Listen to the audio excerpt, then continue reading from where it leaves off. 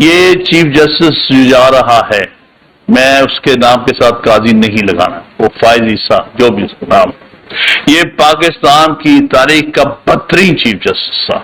جس نے میکسیمم نقصان پہنچایا ہے عدلیہ کو اور آئین کو، آئین کی اور عدلیہ کی تباہی کر کے جا رہا ہے یہ شخص۔ ایک تو ہمارا اپیل ہے آپ سب سے، ساری بار ایسوسیشن سے اپیل کرتا ہوں، اور جناب یہ میسج ہمارے اسد مظہور بٹ صاحب پہنچائیں گے سارے پنجاب میں، اور ہمارے دوست سندھ میں KP میں پلوشن پہنچا رہے ہیں۔ 25 تاریخ کو جو اس کا آخری دن ہے، ہم یوم نجات منائیں گے، ساری بار یوم نجات بنائیں گے اس دن۔ ایک غیر آئینی حرکتیں کرنے والا، یہ ترمیم ہو ہی نہیں سکتی تھی جب تک یہ فلور کراسنگ کا دروازہ نہ کھولتا۔ اس نے جان بوجھ کے ہارس ٹریڈنگ اور فلور کراسنگ کا دروازہ کھولا، 63A کی انٹرپریٹیشن بدل کے رستہ دیا کہ جاؤ آپ زبردستی اٹھا لو، اب خرید و فروخت کرو، آپ اپنی پارٹی کے خلاف ووٹ حاصل کرو۔ یہ ساری چیز اس نے دیدہ دانستہ طور پر ان قوتوں کے ساتھ مل کر جو اس ملک میں آئین کا جنازہ نکالنا چاہتے ہیں اور عدلیہ کو ختم کرنا چاہتے ہیں، لہذا خراش تم اتنا نقصان کر کے نہ جاتے، ہمیں اتنا بڑا یوم نجات نہ منانا پڑتا، لیکن یہ قوم کے لیے بہت اہم دن ہے 25 تاریخ، جس دن ایک بہت ہی غلط قسم کا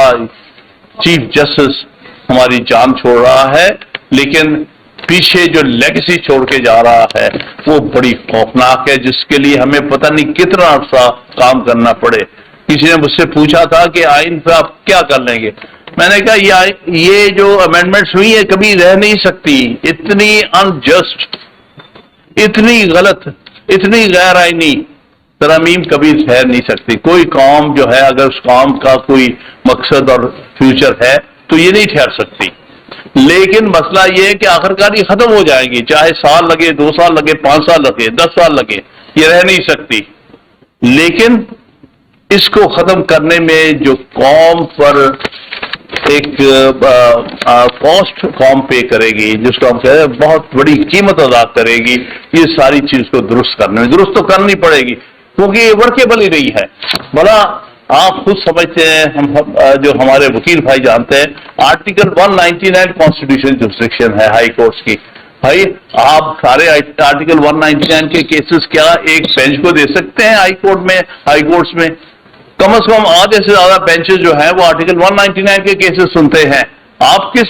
سے پتہ چلتا ہے کتنے یہ جاہل لوگ ہیں جو یہ ترمیم تیار کر رہے ہیں، جن کو یہ احساس نہیں ہے کہ ہائی کورٹس میں کانسٹیٹیوشنل بینچز نہیں بن سکتے۔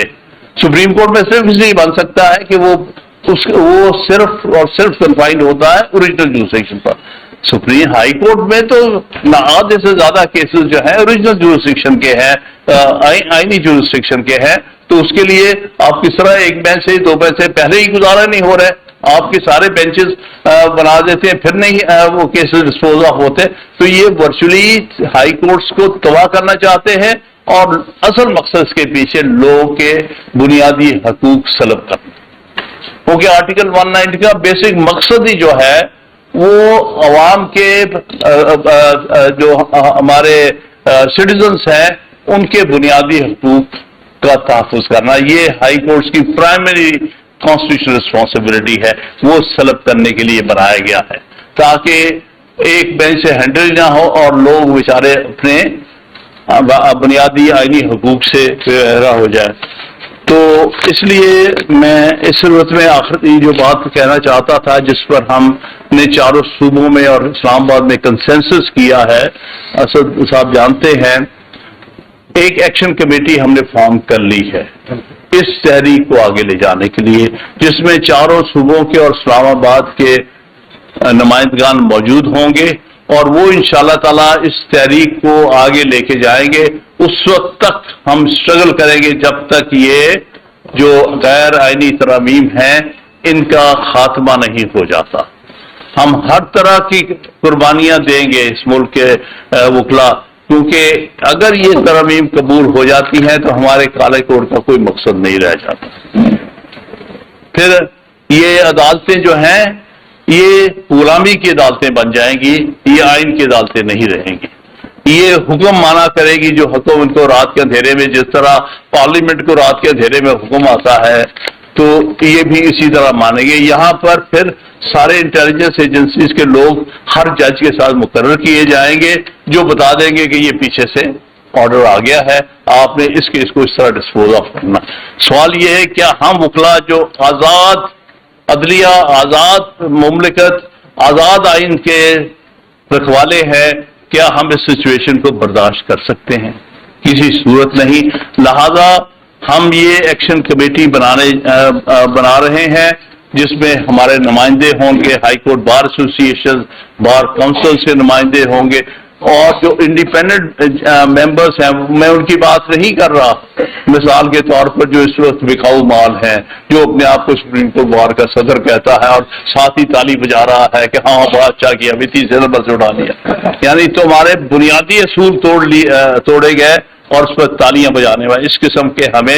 ہم سے بھی غلطیاں ہوتی ہیں، ہمیں چہرے نہیں ہم پہچانتے، ہم یہ نہیں جانتے کہ کون حقیقت میں وکیل ہے کون ٹاؤٹ ہے، اسی لیے ہم ایسی غلطیاں کر کے سزا بھگتتے ہیں۔ آج ہم سزا بھگت رہے ہیں غلط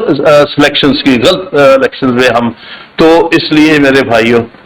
یہ وقت لمحہ فکریہ ہے ساری قوم کے لیے اور ہم سب وکلا کے لیے جو اصل میں اس ملک میں آئین کے سپاہی ہیں، آئین کے پروٹیکٹر ہیں، اور یہی پیغام ہم اپنی طرف سے لاہور سے دینا چاہتے ہیں۔ ہم نے پرسوں کوئٹہ سے بالکل یہی پیغام گیا ہے، کل کراچی سے یہ گیا ہے، آج اسد صاحب سے میں نے ریکویسٹ کی تھی، انہوں نے بھی مہربانی کر کے ہم سب کو اکٹھا کیا۔